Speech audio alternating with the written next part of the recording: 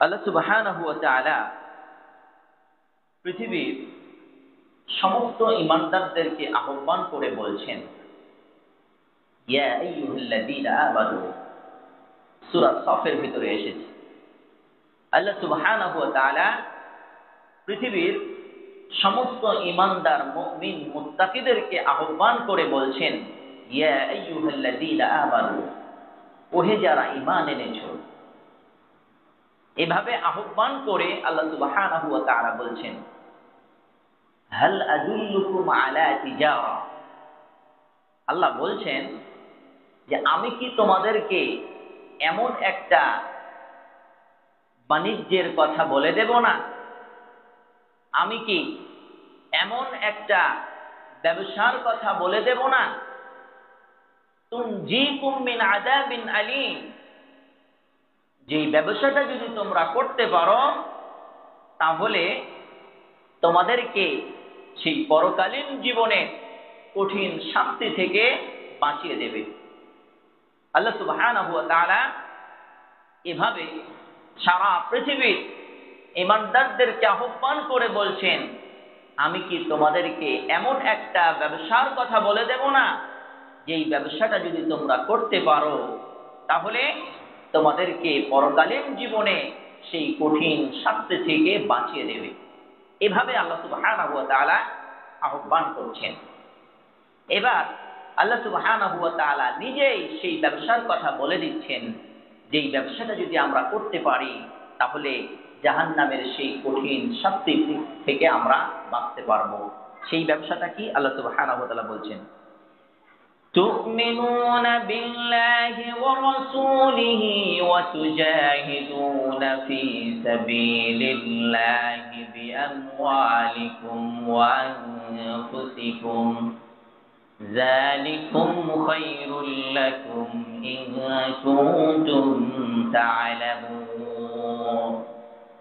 আল্লাহ রাব্বুল আলামিন এই সূরা সফের ভিতরে দুটি ব্যবসার কথা বলছেন। এই দুটি ব্যবসা যদি আমরা করতে পারি তাহলে আল্লাহ সুবহানাহু ওয়া তাআলা বলছেন, তুনজিকুম মিন আযাবিন আলীম, তোমাদেরকে কঠিন শাস্তি থেকে বাঁচিয়ে দেবে।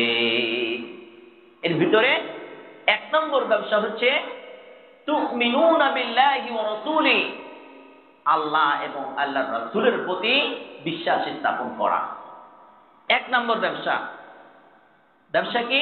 আল্লাহ বলে দিলেন, তুমিনুনা বিল্লাহি ওয়া রাসূলিহি, তোমরা আল্লাহ এবং আল্লাহর রাসূলের প্রতি যদি ঈমান আনতে পারো তাহলে এই ব্যবসাটা তোমাদেরকে কঠিন শাস্তি থেকে বাঁচিয়ে দেবে। আর দুই নম্বর ব্যবসা হচ্ছে ওয়া তুজাহিদুনা ফি সাবিলিল্লাহি বিআমওয়ালিকুম, তোমাদের জান মাল দিয়ে আল্লাহর পথে জিহাদ করতে হবে। জান মাল দিয়ে আমাদেরকে আল্লাহর পথে জিহাদ করতে হবে। এই দ্বিতীয় নম্বর ব্যবসা, আমাদের জান এবং মাল দিয়ে আল্লাহর পথে জিহাদ করতে হবে। অর্থাৎ আমার জান, আমার জীবন সবকিছু ব্যয় করব আল্লাহ সুবহানাহু ওয়া তাআলার জন্য। আল্লাহ সুবহানাহু ওয়া তাআলা আমাকে যে অর্থ সম্পদ দিয়েছেন, এই অর্থ সম্পদ আল্লাহর পথে ব্যয় করব, এর নাম হচ্ছে আল্লাহর পথে জিহাদ করা।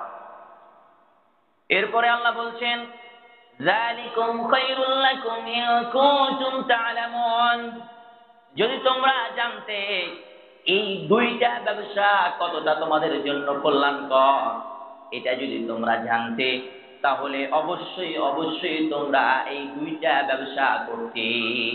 এক হচ্ছে আল্লাহ এবং আল্লাহর রাসূলের প্রতি বিশ্বাস স্থাপন করা, আর দুই নম্বর হচ্ছে আমার জান এবং মাল আল্লাহর জন্য ব্যয় করে দেওয়া।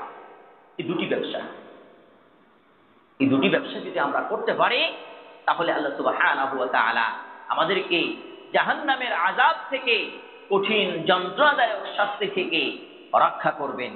আরো কি করবেন আল্লাহ বলে দিচ্ছেন, ইয়াগফির লাকুম যুনুবাকুম ওয়া ইউদখিলকুম জান্নাতিন تجري من تحتها الأنهار يغفر لكم ذنوبكم তিনি তোমাদের পাপগুলোকে ক্ষমা করে দিবেন যদি তোমরা আল্লাহ এবং আল্লাহ রাসূলের প্রতি বিশ্বাস স্থাপন করো এবং তোমরা তোমাদের জান এবং মাল আল্লাহর পথে যদি ব্যয় করতে পারো ইয়াগফির লাকুম যুনুবাকুম তাহলে তিনি তোমাদেরকে ক্ষমা করে দিবেন ওয়া ইউদখিলকুম জান্নাতিন তাজরি মিন তাহতিহাল আনহার আর তোমাদেরকে এমন এক জান্নাতে প্রবেশ করাবেন যেই জান্নাতের তলদেশে ফুল করে ঝর্ণা বহিত রয়েছে নদী নালা প্রবাহিত রয়েছে ওয়া মাসাকিন তাইয়িবাতান ফি জান্নাতি আদ আর জান্নাতের ভিতরে তোমাদেরকে উত্তম একটা বাসস্থান করে দেবেন যালিকাল ফাওজুল আযীম আর এটাই তো হচ্ছে তোমাদের মহা সাফল্য এটাই তো হচ্ছে তোমাদের মহা বিজয় সম্মানিত উপস্থিতি আলোচনা করছিলাম দান এবং সাদকা আমরা যদি দান সাদকা করতে পারি তাহলে আমাদেরকে আমাদের জীবনের গুনাহগুলো আল্লাহ সুবহানাহু ওয়া তাআলা ক্ষমা করে দিবেন এবং জান্নাত দান করবেন এবং জান্নাতের ভিতরে একটা সুন্দর সুখময় একটা বাসস্থান করে দিবেন আর আল্লাহ সুবহানাহু ওয়া তাআলা বলেছেন যালিকাল ফাওজুল আযীম এটাই তো হচ্ছে তোমাদের মহা সাফল্য আজকে আমরা এত তীব্র গরমের ভিতরে রৌদ্রকে উপেক্ষা করে আমরা মসজিদে এসেছি কেন এসেছি এই সালাতের মাধ্যমে